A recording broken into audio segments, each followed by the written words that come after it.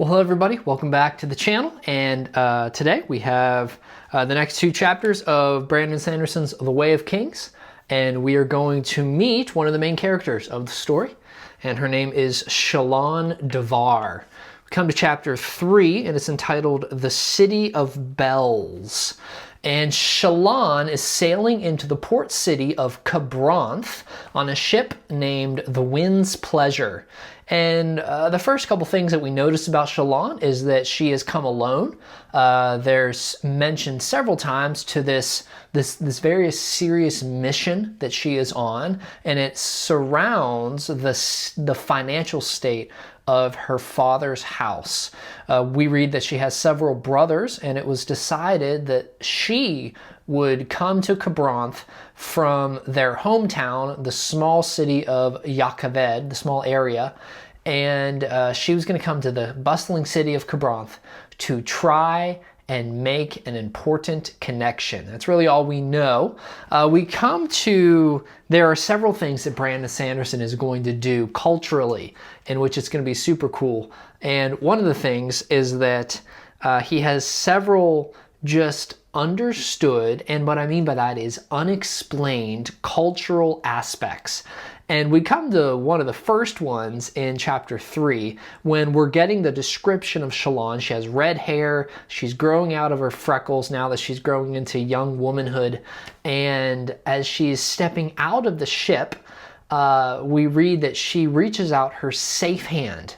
And the females, the women in this story, if you're respected and if you're of certain cultural norms, you're actually going to keep a glove or an entire sleeve covering your safe hand. You're only going to use one hand. And it's just a little nuance to a cultural development that Sanderson created, and we find that in this chapter. So just kind of a cool thing. What do you think about some of these, and does it help you feel more immersed, or is it maybe more distracting? Well, the safe hand is one of these cultural things.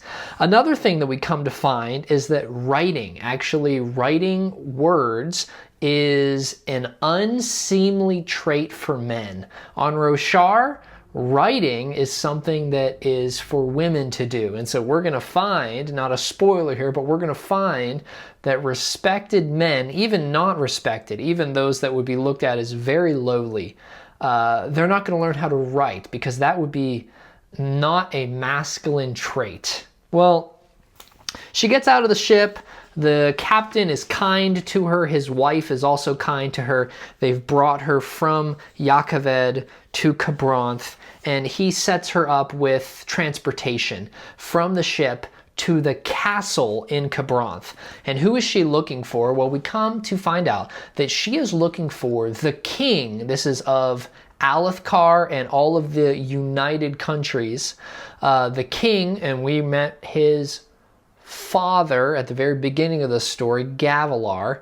Now the current king, his sister, is who Shallan is going to try to meet. And her name is Jasnah Kholin. Jasnah Kholin. She's a very interesting lady. One of the first things we find about her, other than she is the princess, we learn that she is extremely well educated, very well connected, very wealthy, obviously, but we find that she is a self-proclaimed heretic. Now, this is going to be religious in tone, but a heretic. She is going to reject the religion of her people, the Alethi people. And that religion is called Vorinism. Vorinism. And we're going to learn more about it as we go through the story, but all we need to know now is that this is a very, probably, as Shallan will find out, and she assumes, a very passé thing, a very embarrassing thing for her family, that the princess herself would be a self-proclaimed heretic, rejecting the religion of her family. Well, we'll learn more about that later, but the reason why Shallan has come to Khabranth is because her family's house, the house Davar in Ya'akaved, has fallen under extreme financial difficulties. And she has written to Jasnah requesting that she take Shallan on as a royal ward. Shallan and her brothers are hoping that she can get connected. She can make maybe a marriage connection, but certainly business and financial connections because of Jasnah's fame, so that can save their house. And so as she arrives at the palace, as she's walking in, we kind of learn a little bit of background from her thought process. And as Shallan is walking in, we find towards the end of the chapter that it's vital. Shallan is thinking to herself, it's vital that when I meet Jasnah and I begin these connections, that no one can find out that my father is dead. That would really destroy any credibility for her household, as well as make everything extremely difficult. She's concerned that the debts that her father accrued while he was alive, now the money lenders are going to come looking for their family. And if they find that her father is dead, unable to pay for the debts that he's accrued, wow, she is concerned. The future of her family, House Davar, is all on Shallan, making a good impression and a good wardship with the princess, the heretic, Jasnah Kholin. And so the last sentence reads, Shallan took a deep breath and strode around the corner. So we'll continue with Shallan's story. That is how chapter 3 ends, the city of bells, Khabranth. Then we come to chapter 4 with the heading, The Shattered Plains. And we're back with Kaladin. He's rolling along in the slave wagon, and he is being peppered by questions by the windspren that has continued to follow him. The slaver, Tivlakov, which is fun to read, fun to say, Tivlakov, seemed lost. Kaladin is noticing this from the wagon. They're looking at this map, and Tivlakov, the slave master, as well as his sort of brutes, his hired hands, his muscle, they're looking at this map, and they don't seem to know where they're going. Well, Kaladin believes that he's been in this area before, and has kind of let them know that, gets their attention and says, hey, I've been here before. Why don't you let me look at this map, and I can help to navigate. So carefully, Tivlakov hands the map into Kaladin, and Kaladin shreds the map. He tears it into 100 different pieces, and letting them know, I know where we're going, and you're going to need to trust me in this situation. Well, Tivlakov is amused. We'll just put it that way. His initial desire is that his lackeys go and beat up Kaladin, maybe even kill him. But they're a little wary. There's something about Kaladin that makes them concerned, probably because of the shash brand on his forehead that reads dangerous, right? And so this is all playing for Kaladin. And so rather than force their way in and actually take him by aggression, Tivlakov and he have a conversation, and he tries to convince Kaladin to play along, saying, look, if we're late or if we get lost, we're all going to suffer, so help me help you, and maybe even when we get there, I can put in a good word for you. I won't call you a slave, I'll just call you an army deserter. Kaladin does not think that that's a possibility, but they do come to an unspoken agreement. And the journey continues, but we come upon one of the major returning aspects of Roshar. This is the world, Roshar, and Roshar has what are called high storms.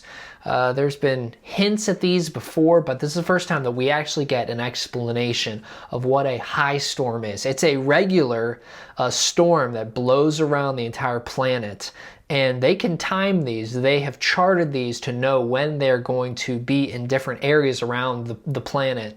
Unfortunately, when Kaladin shredded the map, he shredded with it the schedule of high storms. So they're not necessarily prepared when this high high storm quickly blows in. And these aren't normal windstorms or rainstorms. These are extremely devastating and destructive storms. And if you do not have your house batted down, or as we're going to find here, these slave wagons that can be fitted and very much protected and reinforced, you could easily be killed. Think a crazy tornado, but with wind and rain, like a massive hurricane blowing through, right? This is what we need to think of. And there's a little bit of lore that we come to. It's on page 70. I wanted to read it for you as the narrator is describing what's happening here. We read on page 78, the slaves would grow in terror at this time,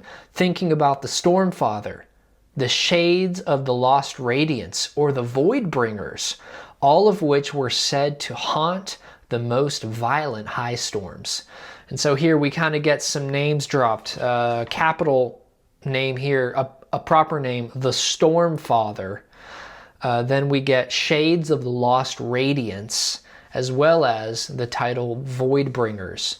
Well, those last two are going to harken back to the prelude, where we read when the heralds are going to abandon their oath, leave their last member Taln in destruction, in damnation, in suffering, and they're going to walk away from the oath pact. We read that they felt okay about it because they had the radiance and they could fight the Voidbringers, and the Voidbringers won't come back unless Taln breaks, right? And so we sort of get a return here. These stories now have passed into legend. It's been thousands and thousands of years, and as these high storms are blowing around, these rumors and these old ghost stories, we could put it that way, are spoken and are brought back around to people's minds. Well, the slave wagon was reinforced to survive the high storm, but there's still much danger. If a huge rock crashes on it because the high storm has blown it, you're dead anyway, right? And it's a very dangerous time. Well, the female windspren returned as the high storm is blowing away. They are going to survive the high storm. And Kaladin has grown to take her presence for granted. She isn't asking as many badgering questions, and he is trying to be less annoyed at this windspren's presence. And in fact, they've had several conversations throughout, so they still don't know much about one another, but she seems to be there constantly. And so he's kind of getting okay with it, if I could put it that way. Well, she tells him that there's more people like them up ahead. And he asks questions like, well, what are you talking about? People like me, like slaves? And she says, no, like people that look like you. And so Kaladin was unsure where they're going, but he could see through the wagon smoke rising in the distance.